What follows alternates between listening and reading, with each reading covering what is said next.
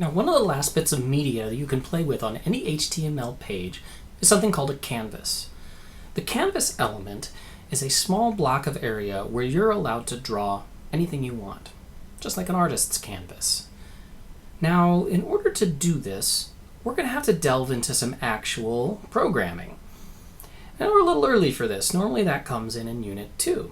So this might feel a little bit jarring, but I think it's important to talk about it now and to sort of jump headfirst into some programming so that you can get a feel for it before we really pick it apart.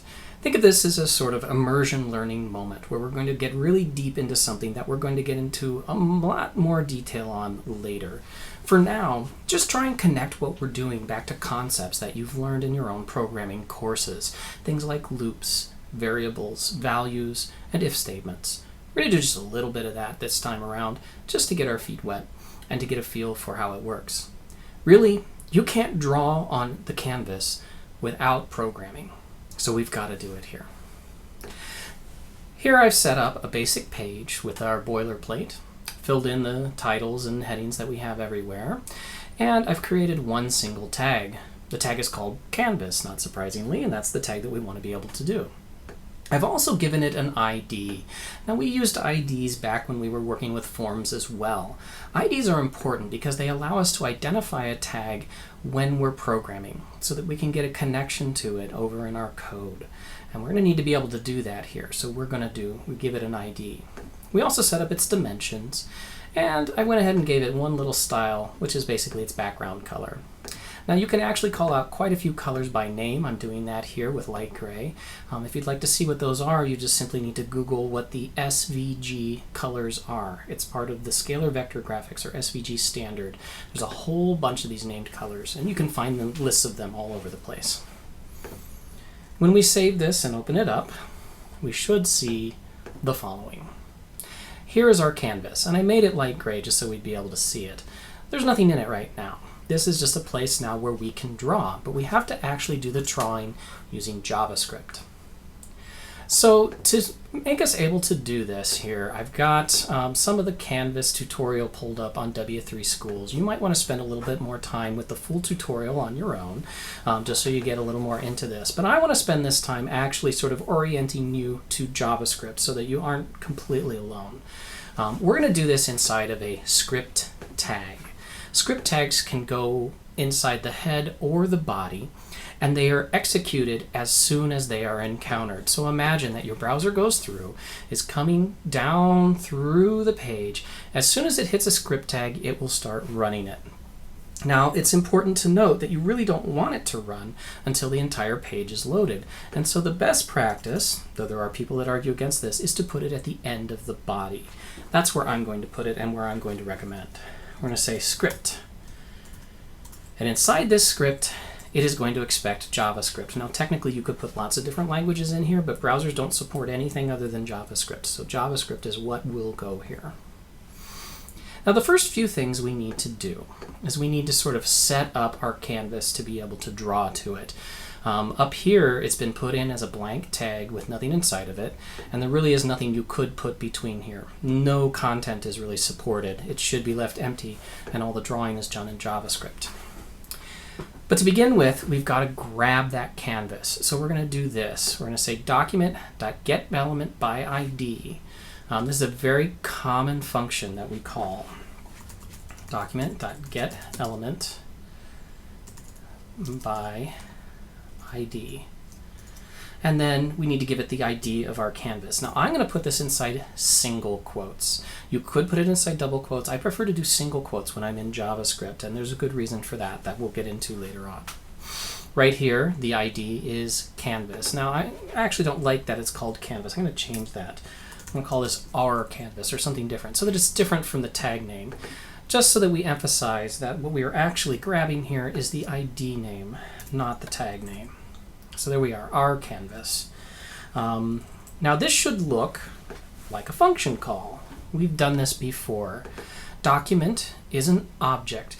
It is something that is always defined, and it refers to the entire HTML page. It really refers to something called the DOM, the Document Object Model, which is a representation of the entire page. We want to search through the document and get a particular element. Every tag in our document is going to be backed by an element. The element we want is the one that matches this ID, so we give it that ID. This function call here takes the ID as a parameter, and it's going to return back that element. We want to store that element so we can use it again later. So we would declare a variable. And if this were C or C++ or Java, you might declare something like element, assuming you had an element object. Canvas equals that. Here's where we see one of the big differences between JavaScript and other languages. JavaScript does not care what type your variable is. Normally you'd put the type right here, and we would assume we have some type called element, which would be a complex object that's been created elsewhere. Here, we don't do that. We just tell it I want a variable, so I say var. And all variables are declared with the word var. It doesn't matter what type they are, if they're a number, if they're a string, if they're a Boolean, true or false. We simply say var, the name of the variable, and then we give it some sort of value. And in this case, we want to assign it whatever gets returned by our search for our canvas. So that gets us the particular element that we're wanting to work with. This is something we'll do fairly frequently, pulling out elements by their ID. Now the next thing we need to do, for every canvas, it has what's called a drawing context. And that drawing context is what has all of the little functionality built into it for creating rectangles or circles or whatever particular thing you want to create. So we need to get that. And the function is .getContext. So we say canvas.getContext. And there actually is more than one kind of context you could get. We want just a basic 2D context. So we put 2D in there. Again, as a string, I use single quotes for my strings. We need to store that because we're going to need to use it later. So we usually call it CTX for context. Now we've got our context. Now that we have the canvas and the context, we're ready to play with it. We can do whatever we want. So let's set some things here. Let's say ctx.fillStyle equals, and let's make it black. This just needs to be a color. Oop, and I should put it in single quotes. I know better. Let's make it black. Then we can say ctx.fillRect, and this is telling it to fill a rectangle. What's the rectangle we're going to fill? We have to give it two things.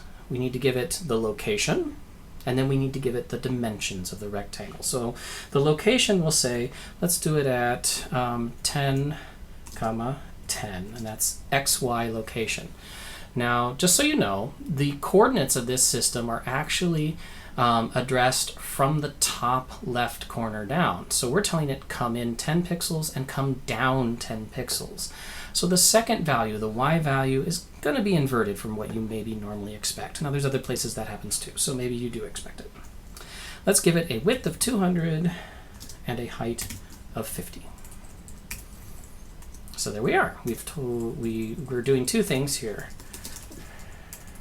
We're retrieving the canvas and its context. No apostrophe on that. Should know better. And then we're drawing a black rectangle, if I've done this all right. Let's give it a try. Cross our fingers. Is this going to work? Maybe. Hey, it worked. So there it is. We come over 10, down 10, and then we gave it, what, a width of 200 and a height of 50. That looks pretty much right. All of your units you should expect to be pixels. So there we go. This is the basic idea. Now, if you don't want it to actually be a filled rectangle, it doesn't have to be. You can look through all sorts of different options that happen in here. Drawing is either done filled or if it's done as an outline. If we go over to the canvas reference, this shows you all the different things you can do. You also have what's called a stroke style, which is a little different. So stroke style allows you to set sort of everything that you'd want to use, and then instead of saying fill rect, we can say stroke rect. So let's do that as well. So let's change this to be stroke style, and let's say stroke rect. And let's see what we get. There we go. Now we just get it as a sort of outline box. Let's have some fun with this. So the whole point of me showing this to you is to show you that now we have a blank space that we can draw to, and we can draw to it using code. Let's go ahead and change this around a little bit. I want to draw black rectangles, but let's draw a whole bunch of them. If I want to do something over and over again, what do? I write a loop. And I'm going to do a for loop, because that's pretty much the ubiquitous loop that everybody does. This is going to be the same kind of for loop you've seen in a lot of different places. For var I, instead of int I, because everything's a var, equals 0, I is less than 20. Let's draw 20 rectangles. As long as it's a strict less than, you'll get exactly 20. I plus plus. So keep increasing I by 1. And then let's give our loop a body. There we go. And so I'm asking it to stroke a rectangle. Let's see if we get 20 rectangles. We don't. Oddly enough, it does look a little bit thicker than it did before we added the loop. Let me show you that again, see if you can see it. So if I do this and comment out the loop, we'll just draw the one rectangle. There, it's a little lighter, and then if I put those back in, it's a little darker. So yeah, we're drawing 20 of exactly the same rectangle. Maybe not quite what we had in mind. Let's try this. We need to keep it moving around, otherwise we can't really see it. So let's add on I times 10. So we'll keep moving it over by 10 each time. The first time it won't move over at all, then it'll move over at 10, then 20, then 30, then 40. Let's do the same thing in the y, just so it sort of moves down diagonally. I times 10. So remember, the first two are the x, y coordinates, so this is going to move the location of it over a little bit each time through the loop. And so now we should get 20 rectangles actually visible here. Let's see what we get. There we go. Yeah, they actually kind of land nicely on each other there in terms of the tops and the bottoms. So there, now we're getting something kind of fun. And this is really just the tip of the iceberg. We could keep going on and on and on with all of this. Let's try something here. Math.sine of I divided by 20 times 10. All right, let's see. Let's do I divided by 5. Yeah, I'm getting kind of fancy here. Let's just see what we get. Yeah, that sort of works. You can see here now we're fluctuating back and forth. Let's take it more than 5 here. So maybe we should do I divided by 2. Try that instead. See if that does something different. There we go. Now you're going to see that kind of up and down pattern that we get there. So basically I'm drawing a sine wave now by offsetting it by a sine value. We could make this a little more prominent if we said times 20. That'll increase the amplitude of the wave. Boom. That's getting a little bit bigger. Let's bring it down further so that's fully on the page here, and let's really go wild with this. Let's let it fluctuate a lot. Woo! Fun, fun, fun. So there we go. Here we are just sort of playing around with things. This is exactly the kind of stuff I would like you to do when you're doing this. Let's make this go a little further, actually. Let's make it go out 40. And let's decrease the magnitude of the wave a bit. There we go. I like that one. Makes your eyes hurt a little bit as they overlap. You could get better at it. But here we are now drawing with math. And this is basically procedural generation, really primitive procedural generation, but it is. This is when things start to get fun. So feel free to play with this. Maybe substitute something besides sine in there. Maybe just try and see if you can paint around. You can take a look at the HTML canvas reference to see what other things you can do. You can do rectangles. You can do arcs, which is a way to draw a circle or a part of a circle. You could also do interesting paths and lines, so keep all of that in mind. And you can draw text, so you have fill text, stroke text. You can also set the font. You can draw images if you load those in. You don't have to learn how to do all of these things. It's just there for you to play around with. So if you want to play around with some of these other things, feel free. This can be a lot of fun.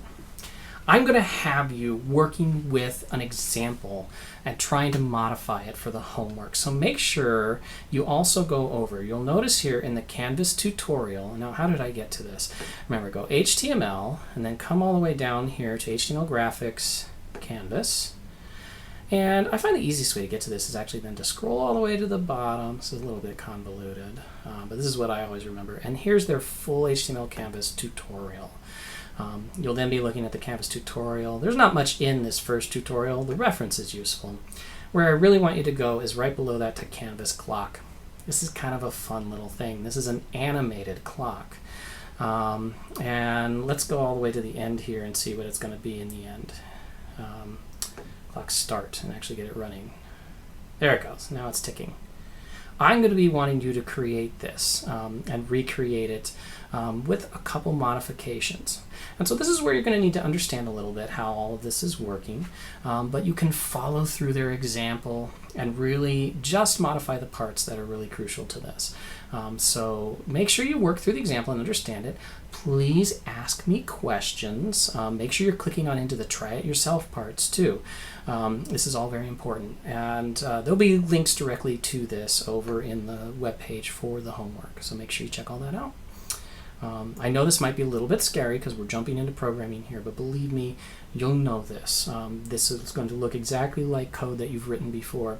We just need to reorient our mind to it, and if you're having trouble at all, please contact me and we'll work through any difficulties.